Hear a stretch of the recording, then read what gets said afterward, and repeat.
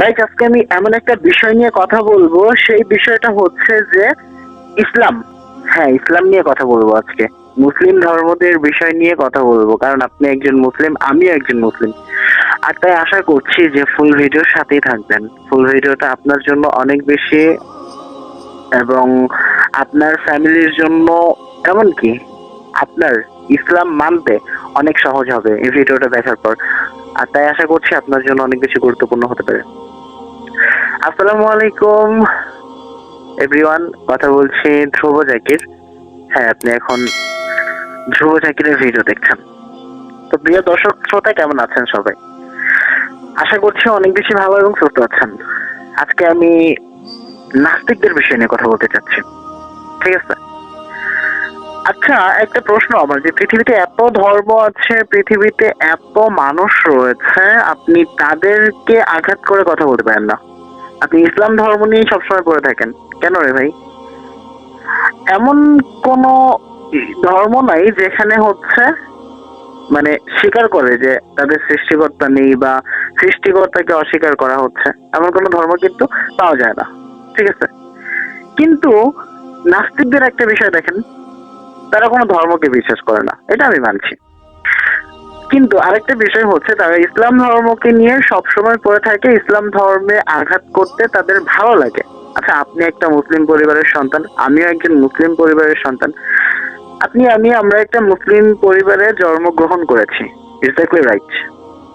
কিন্তু যে নাস্তিক, আপনি একটু দেখবেন ওর মা বাবা অবশ্যই কোনো না কোনো ধর্মের অনুসারী অবশ্যই ছিল। এটা একটা বিষয়। এবং দ্বিতীয় আরেকটা বিষয়, সেটা হচ্ছে যে আমরা ধর্ম নিয়ে গবেষণা না করে উল্টাপাল্টা কথা কিন্তু কখনোই বলতে পারি না। যেখানে নাস্তিকের বাচ্চা নাস্তিক, মানে নাস্তিকের বাচ্চা বললে ভুল হবে অবশ্যই, মানে সে নিজে নাস্তিক, তার মা বাবা যে কোন ধর্মের অনুসারী ছিল সেটা সেই ভালো জানে। মহিনুদ্দিন, ঠিক আছে, যার ফুল নাম হচ্ছে আসিফ মহিনুদ্দিন। এই কুত্তার বাচ্চা কি বলতেছে দেখেন। আসলে আমি গালি দিয়েছি, তার জন্য দুঃখিত। মানে একে তো আসলে কুত্তার থেকেও নিকৃষ্ট কিছু বলা উচিত ছিল, কারণ অনেক বৈজ্ঞানিক আছে, অনেক মানুষ আছে যারা ইসলাম ধর্ম নিয়ে, ইসলাম ধর্মের কিতাব অর্থাৎ কোরআন নিয়ে গবেষণা করতে যেয়ে মুসলিম হয়ে গেছে। আর সে এখানে কি করতেছে, গবেষণা না করে উল্টাপাল্টা এক একটা লজিক দিচ্ছে। সেখানে হাদিস দেখাচ্ছে, হাদিস দেখানোর পরে সে নিজের মন গড়া কিছু কথা বলছে, যে হচ্ছে মোহাম্মদ চুরি করতেছে, তারপরে এটা ওইটা চুরি করে ধর্মে ঢুকেছে, নাউজুবিল্লাহ। তো এরকম অনেক আজে বাজে মন্তব্য কিন্তু সে করতেছে। আচ্ছা ভাই, একটা কথা বলি তো, সমস্যাটা কি?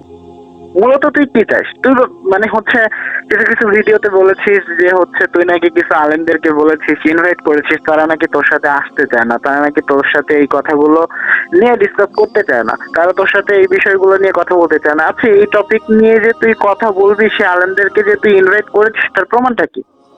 একটু বলিস তো।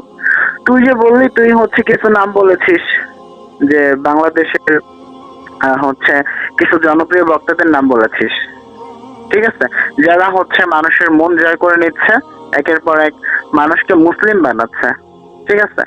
আর তুই হচ্ছে সেখানে কি বলতেছিস, যে তাদেরকে নাকি তুই ইনভাইট করেছিস, তাদেরকে তুই বলেছিস, তাদেরকে তুই সুযোগ দিয়েছিস, তাদের সাথে কন্ট্যাক্ট করেছিস। তো তোর প্রমাণ কি? তুই নিজেই তো বলেছিস একটা ভিডিওতে যে প্রমাণ ছাড়া কিছু বিশ্বাস করা যায় না। তাহলে তোর প্রমাণটা কি? তুই এখানে প্রমাণ দেখাস না কেন যে তুই হচ্ছে তাদের সাথে কন্ট্যাক্ট করেছিস? আমিও তো তোর সাথে কন্ট্যাক্ট করার চেষ্টা করেছিলাম, আমিও তো তোকে বললাম যে হচ্ছে চল আমরা এই বিষয়গুলো নিয়ে ডিসকাস করি। তাহলে তুই কেন আমার সাথে কন্ট্যাক্ট করিসনি বল? গাইস, আসলে কি জন্মে কোনো সমস্যা আছে? কি মনে হয় আপনার? আমার তো মনে হয় জন্মে কোনো সমস্যা আছে, কারণ ওর যদি জন্মে কোনো সমস্যা না থাকতো তাহলে অবশ্যই সে উল্টাপাল্টা কথা বলতো না কোনো ধর্মকে নিয়ে। ইসলাম ধর্মে কিন্তু কখনো বলা হয়নি যে কারোর ধর্মকে ছোট করে দেখার জন্য, ঠিক আছে? ইসলাম হচ্ছে একটা শান্তির ধর্ম, ইসলাম হচ্ছে একটা ভালো লাগা ভালোবাসার ধর্ম। ইসলাম হচ্ছে আমাদের জন্য শান্তি এবং সহজ বার্তা নিয়ে আসে। যা করলে আমাদের ভালো হয়, যা করলে আমরা সুখে থাকতে পারি, প্রত্যেকটা বিষয় ইসলামে আছে, প্রত্যেকটা বিষয় কোরআনে আছে। অনেকেই কোরআন গবেষণা করতে গিয়ে মুসলিম হয়ে গেছে, অনেক খ্রিস্টান, অন্য অন্য ধর্মের অনুসারী মুসলিম হয়ে গেছে। সেখানে এই নাস্তিক কি করতেছে, উল্টা পাল্টা কথা বলতেছে। সে নাকি হচ্ছে মানে কি বলে এটাকে, এই বিষয় নিয়ে রিসার্চ করেছে, এই বিষয় নিয়ে গবেষণা করেছে, গবেষণা করে কথা বলতেছে। আরে ভাই, সে তো হচ্ছে উল্টাপাল্টা লজিক দিচ্ছে। আপনি একটা মুসলিম হলে অবশ্যই এটা আপনার মাথায় ঢুকবে, ঠিক আছে? আরেকটা কথা, যারা মনে করছেন যে হচ্ছে ওর কথা শুনে অবশ্যই নাস্তিক হয়ে যাওয়া উচিত বা ওর কথা শুনে নিজের ধর্মকে অবিশ্বাস করা উচিত, আমার মনে হয় তাদের মতো বোকা, তাদের মতো মানে বলদ পৃথিবীতে নাই আসলে, ঠিক আছে? যে পৃথিবীতে তাদের মতো বোকা কেউ নাই যারা নিজের ধর্মকে অবিশ্বাস করে এই সমস্ত নাস্তিকের কথা শুনে। কারণ হচ্ছে কি, আমার অনেক বেশি রাগ হচ্ছে এই মানুষটার জন্য যে নিজের ধর্মকে অস্বীকার করতেছে, যে নিজের মা বাবাকে অস্বীকার করে। আমার মনে হয় যে নিজের ধর্ম অস্বীকার করা মানে নিজের ফ্যামিলি, নিজের পরিবার, নিজের মা বাবাকে অস্বীকার করা।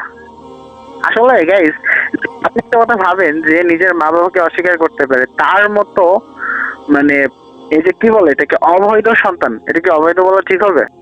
আমি জানি না এটা ঠিক হচ্ছে কিনা, তবে আমার এটাই মনে হয়, ঠিক আছে? তার মতো জারজ সন্তান আর পৃথিবীতে নাই, ঠিক আছে? এখন আপনি বলতে পারেন যে কেন ও তো শুধু হচ্ছে ধর্মকে অস্বীকার করেছে, ও নাস্তিক, এখানে তার মা বাবার সম্পর্ক কি? অবশ্যই তার মা বাবার সম্পর্ক রয়েছে, কারণ তার মা বাবা একটা ধর্মের অনুসারী ছিল। সে তার মা বাবাকে অবিশ্বাস করতেছে, সে তার মা বাবাকে ইগনোর করতেছে। আপনার কি মনে হয় যে সে হচ্ছে যখন তার ধর্মকে অবিশ্বাস করতে তার মা বাবা কিচ্ছু বলে নাই? তার মা বাবা অবশ্যই তাকে বোঝানোর চেষ্টা করেছে, হয়তোবা সে বুঝে নাই, এটা তার ব্যর্থতা। এখানে আপনার আমাদের কিছু করার নেই। আর আপনি ওর উল্টাপাল্টা লজিক শুনে যে হচ্ছে আপনার ধর্মকে অবিশ্বাস করবেন, সেটা কখনোই আপনার জন্য উচিত না। আপনি একজন মুসলিম ইমানদার মুমিন বান্দা, ঠিক আছে? কিছুদিন আগে একটা ভিডিও দেখলাম যেখানে একজন মাওলানা, মানে যিনি হচ্ছে মাদ্রাসায় লেখাপড়া করেছে, তিনিও নাকি ওর কথা শুনে নাস্তিক হয়ে গেছে। ছি ভাই, তোদের মতো হাফেজ মাওলানা, তোদের মতো আলেমদেরকে দরকার নাই, ঠিক আছে? তোদের মতো আলেম নামের জালেমদেরকে দরকার নাই, যারা মানুষের কথা শুনে উল্টাপাল্টা লজিক বিশ্বাস করে নিজের ধর্মকে অস্বীকার করে। এই বেয়াদব, তুই হচ্ছে কোরআন হাদিস গবেষণা করতিস, তাই না? তোর মাথায় কি একটু বুদ্ধি ঢোকে নাই যে তুই ওর কথা শুনে অমুসলিমদের কাতারে চলে গেছিস, নাস্তিকদের কাতারে চলে গেছিস?